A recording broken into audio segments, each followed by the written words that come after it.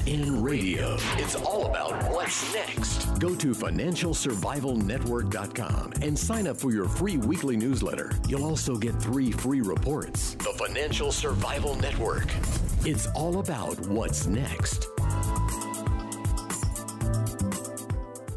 And welcome. You are listening to the Financial Survival Network. It's Kerry, Lutz, and we've been covering the election quite a bit, probably because of you know who or you know whom, but things are in flux in the election. Nobody has ever experienced an election cycle like this before, and we've got James Hirsen with us now. You know him well, fellow attorney, New York Times bestseller. James, you've been all over the place, and I'm sure you've been following this really closely. You had an article about Hillary's rebranding that they can't seem to rebrand her enough, can they? And welcome back. Oh, good to be with you. How are you? Good. So this Hillary's Saturday Night Live coming out party here, is it going to accomplish its goal here of making her a more likable, approachable candidate? It seems like, well, it helps her with her donors and with her existing supporters because of the fact that, they can say, well, look, she's out there really doing something. And it does, this particular outing, by the way, she goes out after appearing on the Tonight Show and after doing an interview with Lena Dunham and this whole routine where she is on a tour. I called it the authenticity tour because she went out saying that on Face the Nation, she even had to sort of interrupt people to let the host know, I'm a real person, which came right out of her training. So this is culminating in this appearance on Saturday Night Live. Well, Loren Michaels is a friend of the Clintons, and Loren Michaels created Saturday Night Live and produces it. And they altered their normal approach just to help her, because the segment, as I said in my piece, it looks like it was written by campaign staffers of the Hillary campaign rather than Saturday Night Live people. Kate McKinnon normally imitates Hillary, and the character that she's created. By the way, she's too good looking to play Hillary, but she's younger and good looking. But anyway, she portrays her as this obsessed, overeager, which Hillary is. But it's a caricature, and nothing will stand in her way. And I'm going to get to the Oval Office, no matter what, and they'll vote for me. And it's that sort of thing. She bares her teeth. Yeah. And in this particular case, Hillary played a bartender, and Kate McKinnon did her version of Hillary, but it was a soft Hillary. And the lines that were in the actual segment were lines that honestly came from the talking points of Hillary's campaign. There, this idea about being a real person essentially came up in the piece. That's why I called it, they were selling the softer side of Hillary. The exchanges were not written in the way, there was a little bit of humor there, but, for example, the bartender who is the real Hillary asks the fake Hillary about, hey, what do you do for a living? So the bartender, which is Hillary Clinton, says, well, I'm a grandmother first, which is right out of what press reported that the Hillary Clinton campaign was going to stress Hillary Clinton's role as a grandmother to make her real, to be part of a family. And then she says, second, I'm a human entrusted with this one green earth. This is what McKinnon says.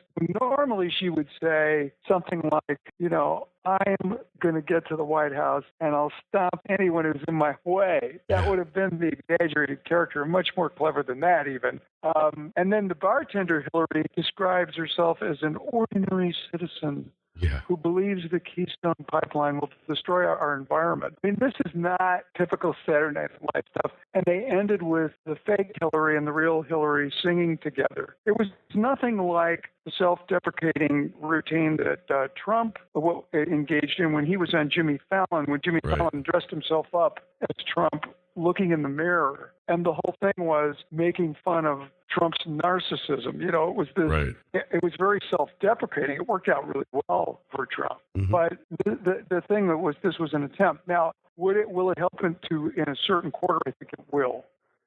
Just because entertainment propaganda is the most powerful propaganda. And so it's sort of this kind of, tour when she goes on entertainment shows, and it's all friendly.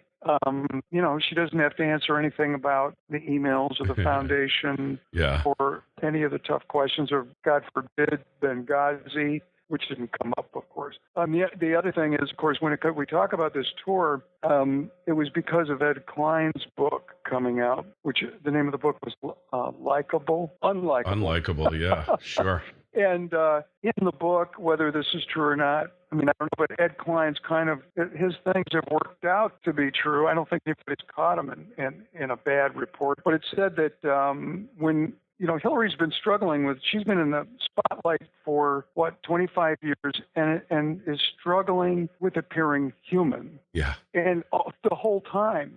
And so Bill says, hey, Hillary, why don't we call our friend Steven Spielberg? And for real, they call Steven Spielberg, Hollywood director. Can you help Hillary look more human? And here's Steven Spielberg, who some people question whether he's human, after the maker of artificial intelligence, but the movie Artificial Intelligence. But anyway, Spielberg was smart enough. He brought in some acting coaches that reportedly worked with Hillary, and she had tantrums. And in any case, it ended up being unsuccessful. Yeah. So that's why they went on the Authenticity tour and ultimately Saturday Night Live, and which put her on. By the way, that was the premiere show of Saturday Night Live, which usually is a very high-rated show. So that was a plum. And of course, Loren Michaels did it because politically, because he's a Democrat and because he likes the Clintons. Yeah, and the question is, will it really work among the common folk at this point? There just is so much negative stuff coming out about Hillary.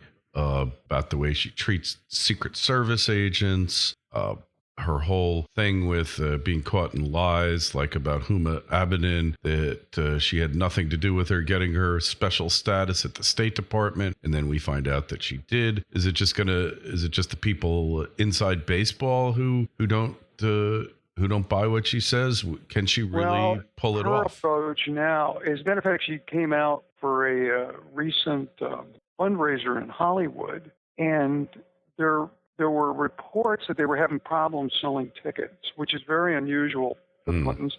And also, what was noticeable about the people that attended, the three biggest bundlers in Hollywood, the DreamWorks triplets, Steven Spielberg, the aforementioned Spielberg, Jeffrey Katzenberg, and David Geffen, none of them showed up. They were all busy. They sent someone, and there's tremendous passion in the Hollywood left for Bernie Sanders, who represents to the Democrats someone somewhat similar to what Donald Trump represents to Republicans. That is, he's viewed as an anti-candidate. He's viewed as someone who tells it like it is. I don't see that, but I see that in the social media posts, and there's a perfunctory support for Hillary, and there's been defections, not just for Bernie Sanders, but more recently there's been some defections where people publicly are coming out and saying they're for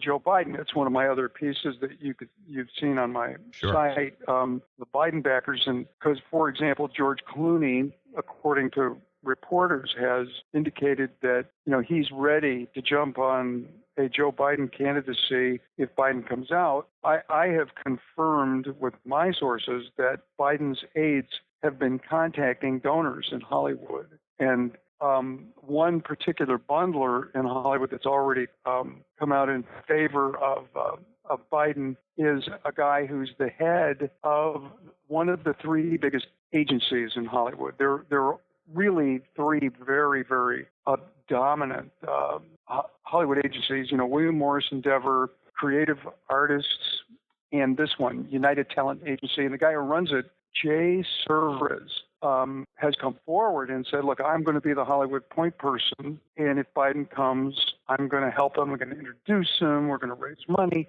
So, yeah, there's been a lot of insecurity.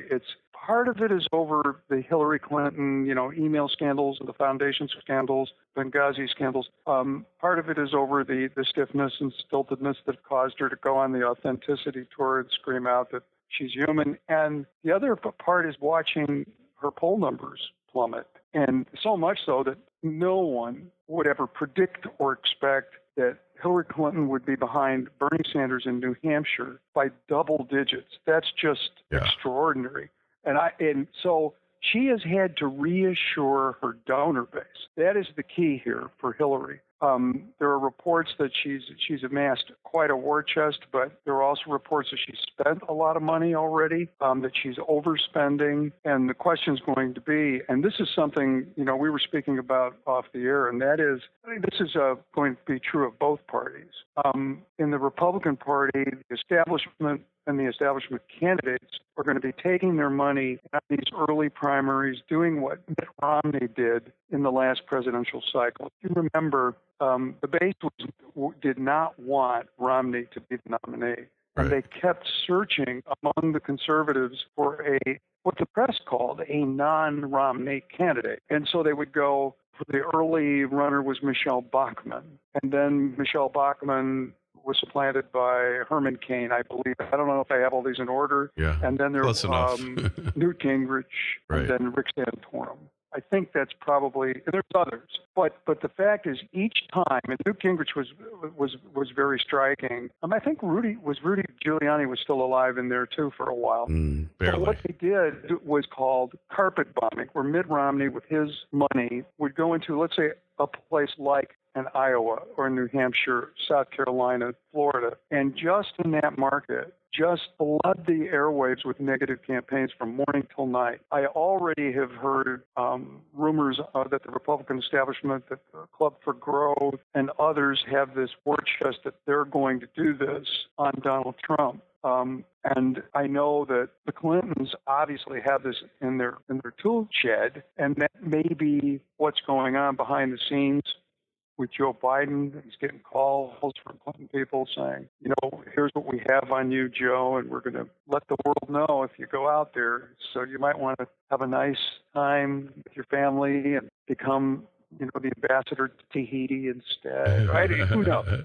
But the fact is, it's going to be, we've had, you use the word unprecedented. We've had an unprecedented campaign. I think the negative advertising is going to be, which hasn't started yet, is going to be unprecedented. So I would hope, for the sake of those candidates, and particularly for Donald Trump, that he's ready and is ready to counter it. Normally, his normal approach has been to counterpunch anything that comes at him. So, but I think it's going to be, an unprecedented. And the reason they call it carpet bombing is because if you get an ad buy, they may be working on it right now.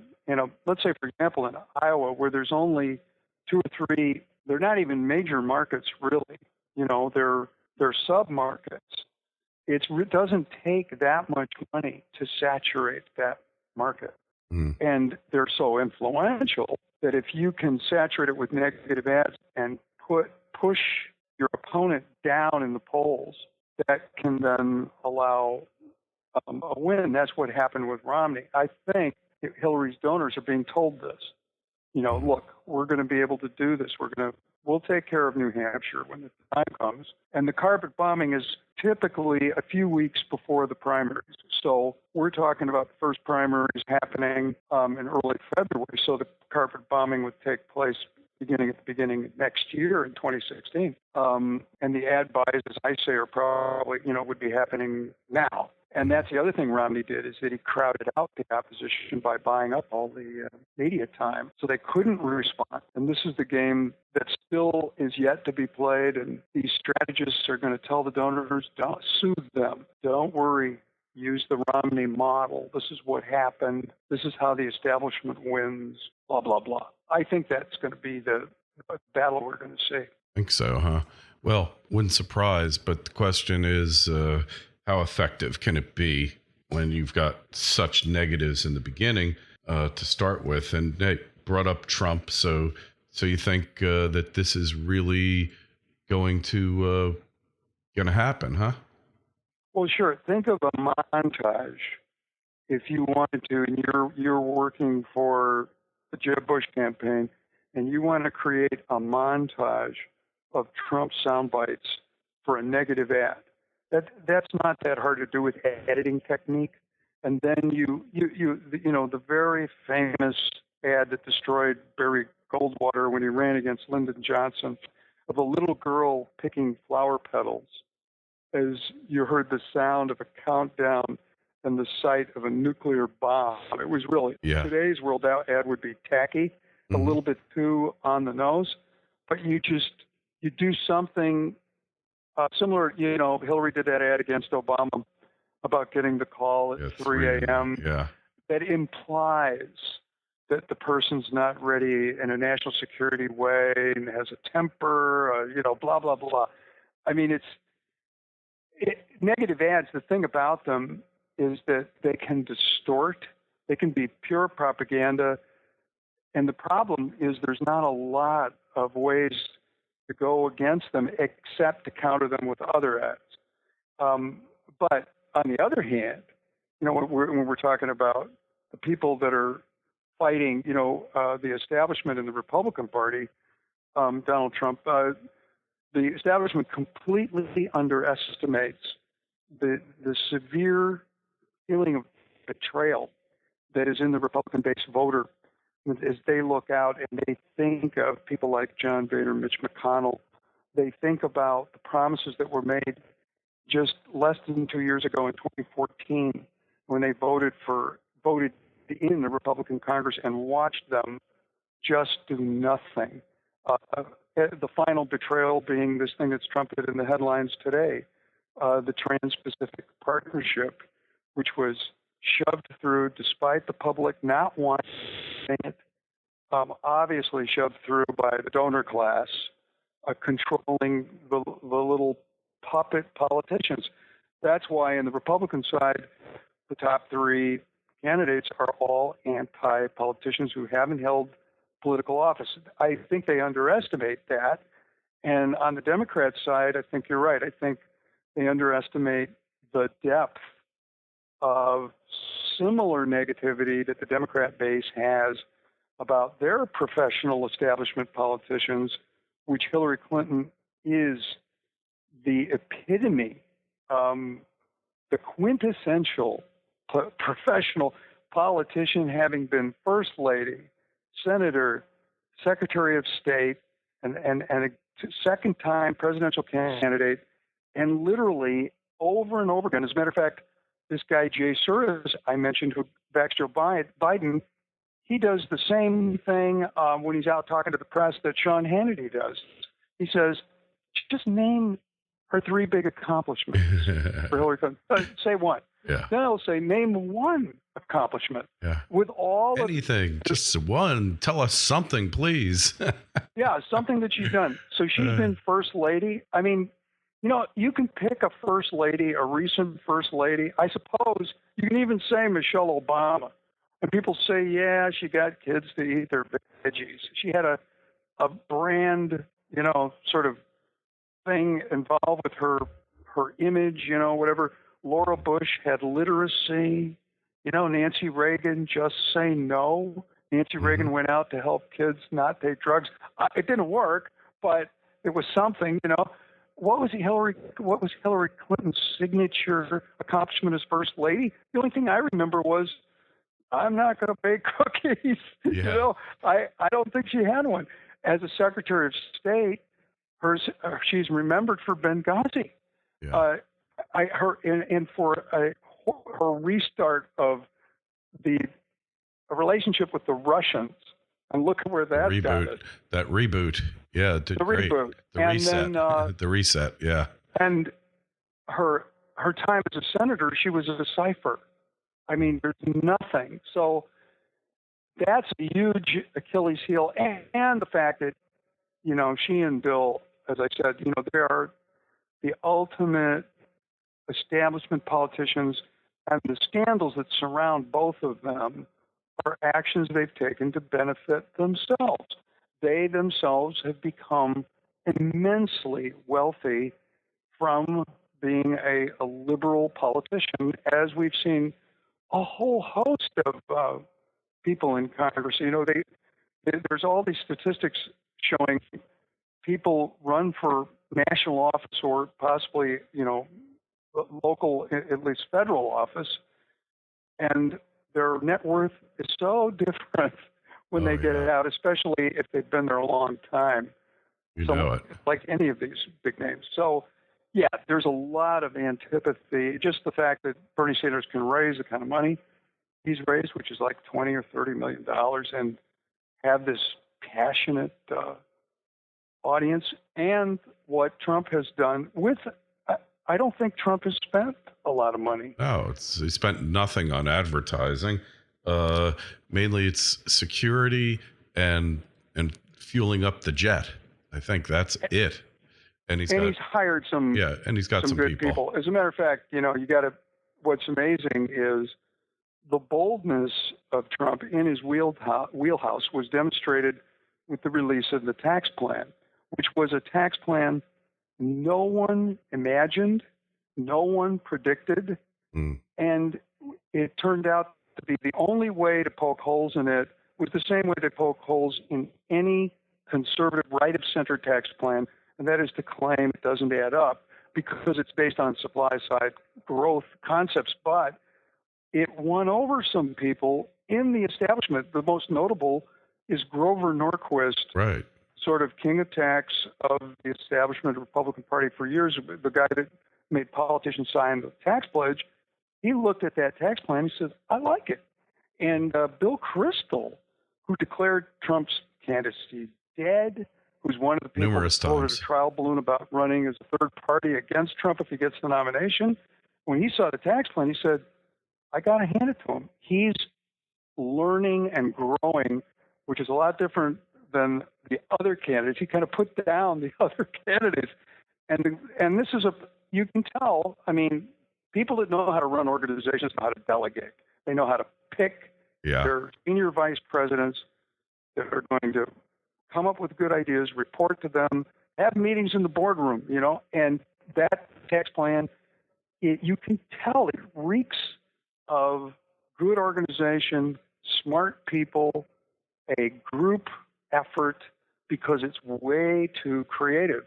And it takes out the typical liberal argument against the Republicans at the knees because it has a little bit of tax the rich built in it, which is very clever in my view, because then, that's the way the Democrats always attack.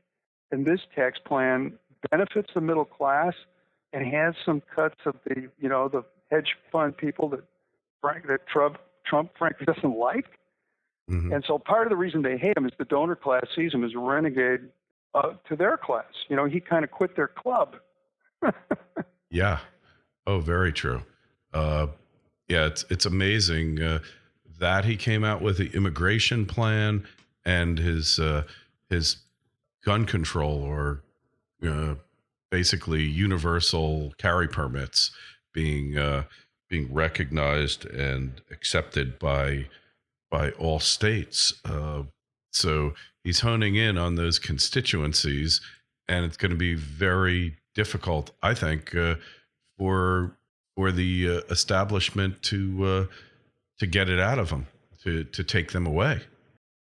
Yeah, it's clear that the people that are working with him are looking at both the general election and the primaries, because they've been very clever to sort of, I hate to use Dick Morris's word, but in some of the policies have a bit of triangulation, especially the tax policy, but not so much. Actually, even in the gun policy, because the polls actually show that the gun control position that the Democratic Party typically has right now, with the most extreme members, Hillary Clinton and Barack Obama being both advocates of gun control, is a loser. And so what Trump has done is appeal to many, many Democrats who are members of the NRA, gun owners, who understand, that the idea of, and we have it empirically. I mean, you can see it in Australia. You can see it in our own country. If we took out some of the biggest places that have gun control in this country, Chicago, D.C., and New York, I think, are the three you take out of the mix, all of a sudden America becomes one of the lowest crime countries in the world. And because most of the crime statistics of the United States come out of those three cities. I mean, if you, maybe LA's might be in there. In other words, Detroit. So gun control doesn't work in our own country. It doesn't work in other countries. And we know this because it's very very much like the war on drugs. It's very much like draconian drug laws. We've seen how well they've worked. If there is, it's understanding the free market. If there's a tremendous demand, and for example, in the United States, there are 300 million guns out there right now, but there are guns all over the world. And if you have criminals in gangs, criminals involved in drugs, criminals in organized crime, and even petty criminals, they all want firearms. And there's this huge demand, and it doesn't matter whether it's the white market or the black market, those things will emerge, they will get them, and the ordinary citizen who is honest and upstanding will not. And that will create more crime, not less crime. And it's just but it's politicians pandering to emotion, and that's what we see from the president every single time there's a tragedy, every time. Yeah, totally true. Well, we're in for an interesting season, that's for sure. And the longer, Trump was saying if they were to take him out of the running, it would kill and implode the interest in the Republican field. I think he's definitely right there. Oh, I think he is, possibly with the exception of Benjamin Carson, who is also has a similar appeal, maybe the second place guy, because of the fact that he's never held political office and because he appears to be something so different from what we normally get in politicians, having his medical background, having this backstory. So, but there's no question. I think it would be a delusion if Karl Rove and the establishment people, they thought that that support that's going to Trump, even to Carson and Fiorina, that those would naturally flow to somebody like a Jeb Bush or even a Marco Rubio. I don't think it would. Some of it would go to Ted Cruz, but Ted's pretty, he's not up in the upper tier. So I think it's pretty clear that Republican base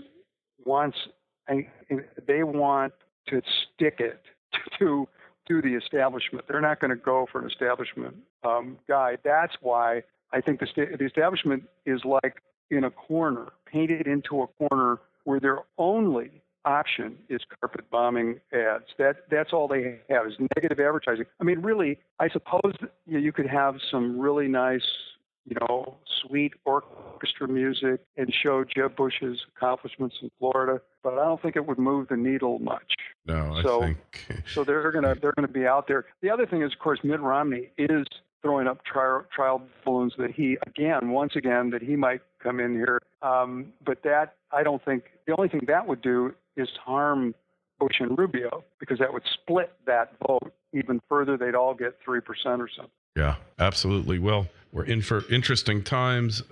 James, where's the best place to find your work? Probably on my site, JamesHirsen, HIRSEN.com.